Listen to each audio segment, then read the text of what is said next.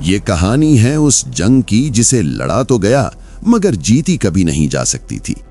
یہ داستان ہے اس بے رحم سرزمین کی جسے تاریخ نے سلطنتوں کا قبرستان کا نام دیا، ایک ایسی زمین جہاں فاتحین کی انائیں دفن ہو جاتی ہیں۔ یہ افغانستان کی پرپیچ وادیوں کی کہانی ہے، تاریخ کے اس اٹل اصول کی کہانی جو ہر مغرور طاقت کو اپنی آنکھیں کھولنے پر مجبور کر دیتا ہے۔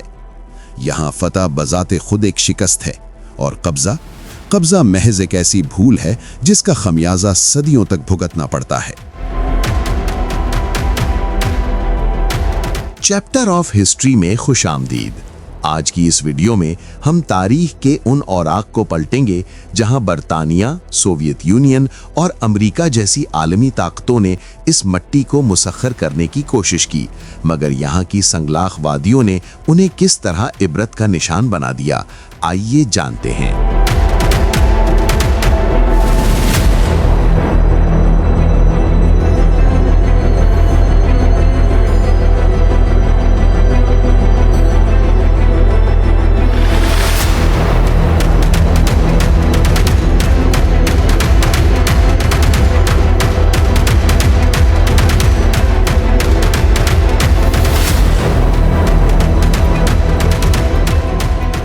تاریخ کے اوراق پلٹیں تو 1947 کا سال ملتا ہے۔ برطانیہ کے 2 زیرک فوجی افسر ایک خفیہ رپورٹ مرتب کر رہے ہیں۔ 200 سالہ تجربے اور برِ صغیر پر حکمرانی کے نچوڑ کے بعد وہ ایک لرزہ خیز نتیجے پر پہنچے۔ ان کا ماننا تھا کہ کوئی بھی بیرونی طاقت، خواہ وہ کتنی ہی عظیم کیوں نہ ہو، اگر افغانستان پر مکمل فوجی تسلط کا خواب دیکھے گی تو اس کی قسمت میں رسوائی اور ناکامی کے سوا کچھ نہ ہوگا۔ اور یہ محض کاغذ پر لکھے الفاظ نہیں تھے، بلکہ تاریخ کا وہ سبق تھا جو برطانیہ نے خود اپنے خون سے لکھا تھا۔ زمانے کی گرد پیچھے ہٹتی ہے۔ 1839 کا سال ہے۔ برطانوی ایسٹ انڈیا کمپنی روسی اثر و رسوخ کے بڑھتے ہوئے سائے سے خوفزدہ ہو کر افغانستان کی سرحدوں میں داخل ہوتی ہے۔ وہ اپنے مہرے شاہ شجاع کو تخت پر بٹھاتے ہیں اور بظاہر کابل پر قبضہ نہایت آسان معلوم ہوتا ہے، مگر افغان غیرت نے اس غلامی کو کب قبول کرنا تھا؟ 1841 میں ایک چنگاری بھڑکتی ہے اور دیکھتے ہی دیکھتے ایک عوامی بغاوت برطانوی چوکیوں کو اپنے حصار میں لے لیتی ہے۔ حالات اس نہج پر پہنچتے ہیں کہ برطانوی فوج کو اپنی ہی شرائط پر کابل سے پسپائی کا معاہدہ کرنا پڑتا ہے، اور پھر وہ ہولناک سفر شروع ہوتا ہے جسے تاریخ کبھی فراموش نہیں کر سکے گی۔ 16,000 نفوس پر مشتمل قافلہ جس میں فوجی، ان کے اہل خانہ اور ملازمین شامل تھے، کابل کی برفانی گھاٹیوں کی طرف نکلتا ہے۔ افغان جنگجو ہر موڑ، ہر چٹان اور ہر درے کے پیچھے گھات لگائے بیٹھے تھے۔ یہ جنگ نہیں تھی، یہ ایک عبرت ناک قتل عام تھا جس کی مثال انسانی تاریخ میں شاذ و نادر ہی ملتی ہے۔ برطانوی غرور ان برفانی چوٹیوں کے درمیان ریزہ ریزہ ہو گیا۔ اس خونی سفر کے اختتام پر صرف ایک شخص، ڈاکٹر ولیم برائیڈن، زخمی حالت میں زندہ بچ کر جلال آباد پہنچ پایا۔ باقی 16,000 افراد یا تو موت کی وادی میں اتر چکے تھے یا پھر قید کر لیے گئے تھے۔ برطانیہ کی وہ عظیم سلطنت جس کا سورج کبھی غروب نہیں ہوتا تھا، اپنی تاریخ کی بدترین فوجی ہزیمت اٹھا رہی تھی۔ یہ سلطنتوں کے قبرستان میں دفن ہونے والی پہلی جدید سپر پاور تھی، مگر افسوس کہ یہ آخری نہ تھی۔ وقت کا پہیہ گھومتا ہے اور ایک صدی بیت جاتی ہے۔ اب دنیا کے نقشے پر ایک نئی سپر پاور نمودار ہوتی ہے، سوویت یونین۔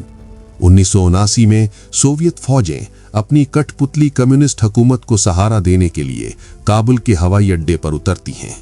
ان کے پاس جدید ترین ٹینکوں کی قطاریں ہیں، فضاؤں میں گرجتے ہیلی کاپٹر ہیں اور تباہ کن میزائل ہیں۔ وہ شہروں پر تو قابض ہو جاتے ہیں، مگر افغانستان کے دشوار گزارتے ہاتھ، بلند و بالا پہاڑ اور تنگ گھاٹیاں ان کے قابو میں نہیں آتی۔ مجاہدین جنہیں امریکہ اور پاکستان سمیت دنیا کے کئی ممالک کی حمایت حاصل تھی، مزاحمت کی ایک نئی لہر پیدا کر دیتے ہیں۔ یہ گوریلا جنگ کا آغاز تھا، حملہ کرو اور پہاڑوں کی اوٹ میں غائب ہو جاؤ۔ سوویت ریڈ آرمی جو روایتی میدان جنگ کے لیے تربیت یافتہ تھی، اس انجان دشمن کے سامنے ہکا بکا رہ جاتی ہے۔ वो एक ऐसे साए से लड़ रहे थे जो हर जगह मौजूद था मगर कहीं दिखाई नहीं देता था। 10 साला तवील जद्दोजहद और 15,000 से जायद फौजियों के जनाजे उठाने के बाद मिखाइल गोर्बाचोव शिकस्त तस्लीम करते हुए वापसी का ऐलान करते हैं। 1989 में सोवियत यूनियन न सिर्फ जंग हारता है बल्कि इसका मुआशी ढांचा भी जमीन बोस हो जाता है। ये जंग सोवियत यूनियन जैसी अजीम ताकत के टूटने का पहला और सबसे बड़ा धक्का साबित हुई। सल्तनतों के कब्रिस्तान में दूसरी बड़ी सल्तनत अपना ठिकाना बना चुकी थी और फिर तारीख से सबक सीखे बगैर दुनिया की जदीद तरीन फौज अमेरिका यहां कदम रखता है। –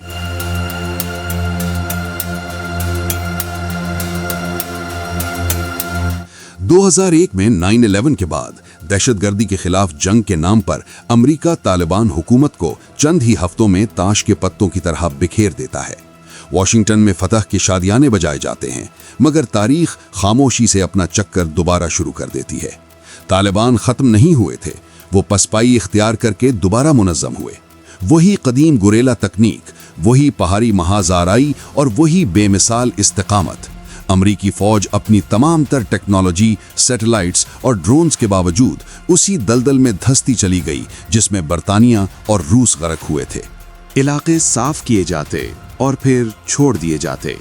जैसे ही अमरीकी कदम पीछे हटते, तालिबान साए की तरह वापस आ जाते।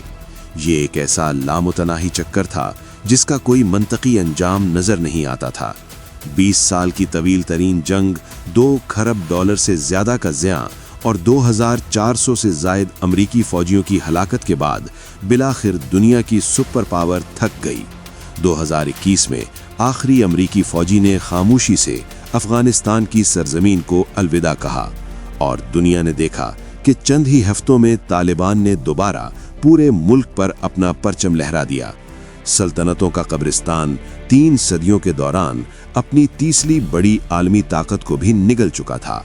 तो सवाल ये पैदा होता है, आखिर क्यों हर सुपर पावर, हर जदीद फौज और हर अजीम सल्तनत इसी एक जाल में फंस कर रह जाती है? पहला जवाब, ये अल्लाह को अपना रब मानते हैं।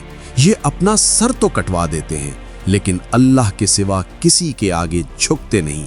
इन्हें मौत इतनी ही अजीज है जितनी कि दुश्मन को जिंदगी। दूसरा जवाब यहाँ के जोग्राफिये में छुपा है। ये संगलाख पहाड़ों और तंग दर्रों की सरजमीन है। ये वो कुदरती किले हैं जहाँ दुनिया की बड़ी से बड़ी फौज भी बेबस हो जाती है। यहाँ की जमीन हमला आवरों के लिए मौत का परवाना है। तीसरा जवाब यहाँ के समाजी ढांचे में है। ये कबीलों की जमीन है जहाँ मरकजी हुकूमत के अहकामात से ज्यादा कबीले की गैरत और वफादारी अहम होती है। यहाँ के लोग किसी गैर की हाकिमियत को अपनी रूह पर बोझ समझते हैं। यहाँ एक दुश्मन को शिकस्त देने का मतलब एक फौज को हराना नहीं बल्कि हर गांव और हर कबीले से लड़ना है। ये एक ऐसा हाइड्रा है जिसका एक सर कलम किया जाए तो 2 नए सर निकल आते हैं। और सबसे अहम हकीकत यहाँ की तारीखी मुजाहिमत है। अफगानिस्तान ने सदियों से गैर मुल्की तसल्लत का मुकाबला किया है। बैरूनी ताकतों से लड़ना अब उनकी सकाफत और शनाख्त का लाजमी हिस्सा बन चुका है। हर नया हमला आवर उनके लिए महज एक नया दुश्मन होता है जिसके खिलाफ तमाम तर इख्तिलाफात के बावजूद मुत्तहिद होना उनकी रिवायत है। बरतानिया, सोवियत यूनियन और अमेरिका सब ने एक ही गलती की। वो समझते रहे कि उनकी ताकत उनसे पहले वालों से बरतर है। उन्हें गुमान था कि उनकी टेक्नोलॉजी अफगानिस्तान के इरादों को तोड़ देगी, मगर इस मिट्टी का खमीर कुछ और ही है। यहाँ फतह का ताल्लुक टैंकों या जहाज़ों से नहीं बल्कि ज़मीन के इस अटल फैसले से है कि वो कभी किसी फातह को खुद पर मुस्तकिल हुक्मरानी का हक नहीं देगी। ये जंग कभी नहीं जीती जा सकती थी क्योंकि अफगानिस्तान में जंग कभी खत्म नहीं होती।